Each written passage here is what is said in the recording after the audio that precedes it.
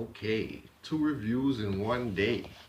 All right, I'm getting more comfortable doing this. It's getting fun.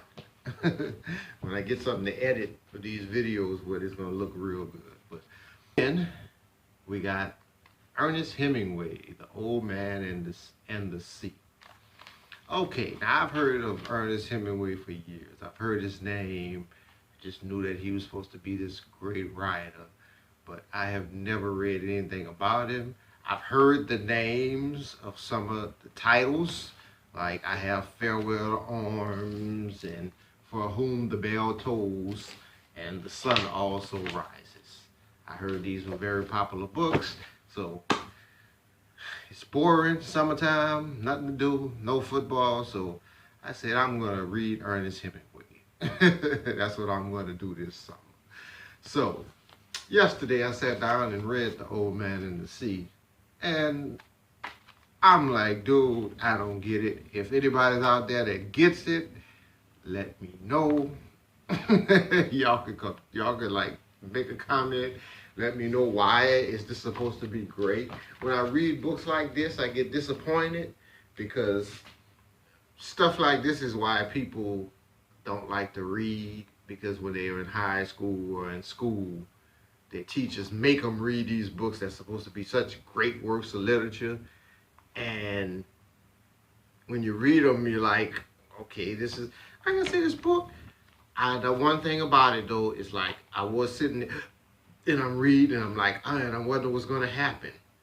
You know, I wonder how this is going to end, you know, because he does, one thing I do give him, he makes you feel like you're there. Like you feel like you're on a boat with this guy.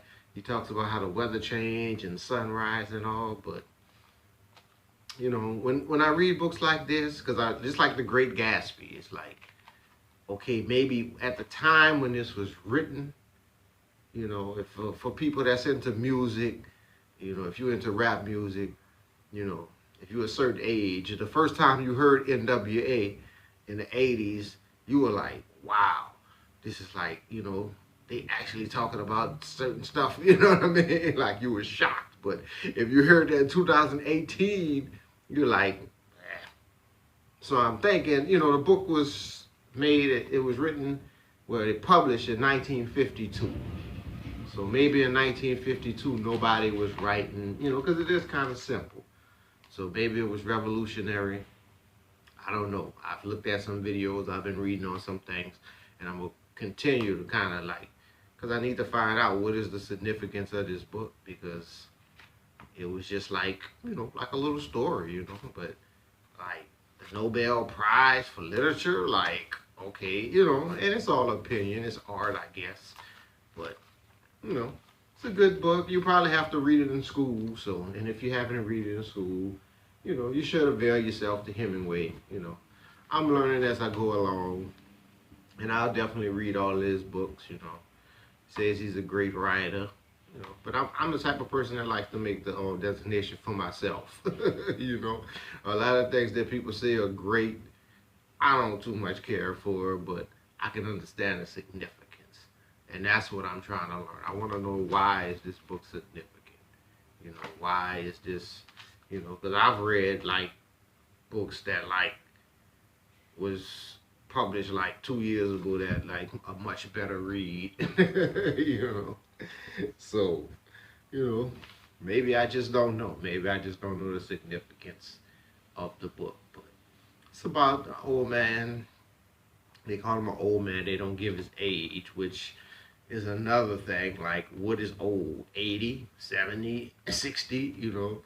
I mean, when I was, there's some kids that's 10, they think 27 is old, you know, so I don't know what that means, you know, but he goes out and he catches this big fish, and it takes him a while to catch it, you know. The fish is just, he has the hook in the fish's mouth, and it seems like the fish is just traveling, going about his business.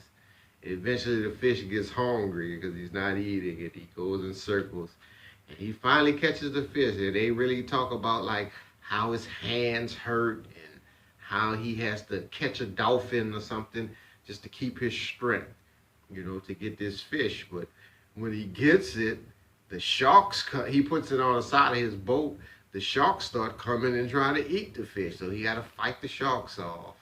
And then by the time he get back to land, the sharks then ate the whole fish. And I'm like, dude, why didn't you just put the fish inside your boat? But maybe it was too big. I don't know. I'm still trying to see it in my mind. They said it's a movie, but man, I don't think I might try to watch the movie. I'll try to watch the movie and see. Maybe that'll help it, make it, visualize it for me. Because I was like, man, just put the damn fish in your boat, And then I'm like, dude, you should have brought a gun out there and just shot the sharks, But I guess they probably didn't have that technology. He was like a poor fisherman from Cuba or something. So he gets home and there's a little boy that helped him, but the little boy didn't come, and he's like, man, I wish the little boy would have came, and I don't know. Like I say, I'm thinking about rereading it again because it was a little short book, but I don't know. I don't see why anybody would just make a big deal about this book. But that's it. My motto, I could be wrong. I'll keep trying, but I'll check out another one. If they're significant, I'll do a review on them. Talk to y'all later.